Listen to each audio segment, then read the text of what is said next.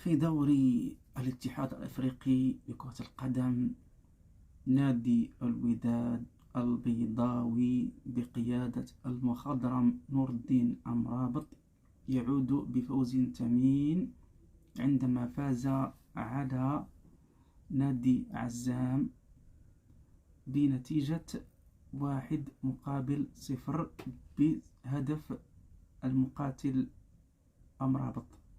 فصراحة العمر مجرد أرقام نقولها، نعم العمر مجرد أرقام.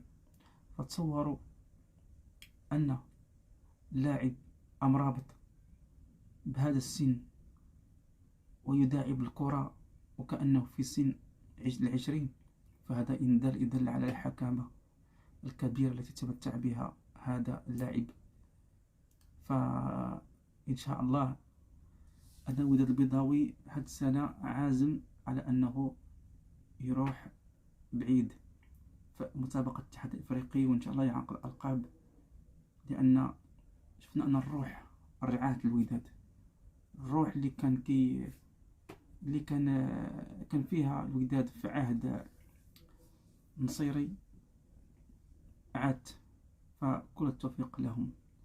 في المقابل في دوري أبطال إفريقيا، نهضة بركان كما عودنا في هذه السنوات الأخيرة لطالما تجده يتقاتل في الأنفاس الأخيرة، وهذا ما وقع عندما فاز على يونايتد بنتيجة 2-1 عندما كان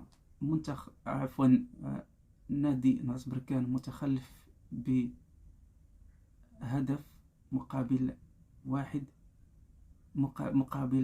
0، إلى أن في الأنفاس الأخيرة استطاع أبناء نهضة بركان أن يعودوا من بعيد ويسجلوا هدف قاتل في الوقت بدل الضائع، وهذا ما جعلهم يستمرون في رياضة مجموعتهم بتصدرهم المجموعة بفوزين في هذه المجموعة.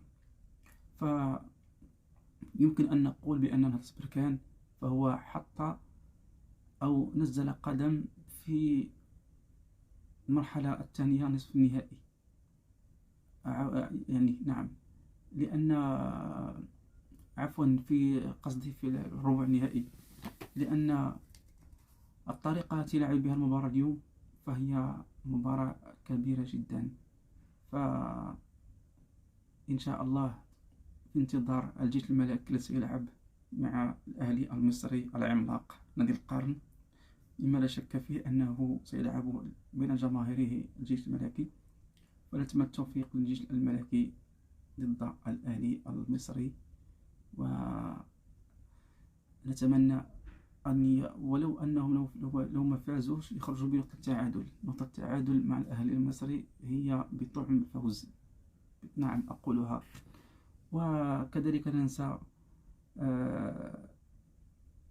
نادي أسفي أو القرش المصفوي الذي سيستقبل اليوم كذلك فريق العنيد، فريق الذي لطالما تجده يصنع الفارق. فكل التوفيق لنادي أسفي. فإن شاء الله دائما الكرة المغربية في تفوق. حفظكم الله ورعاكم.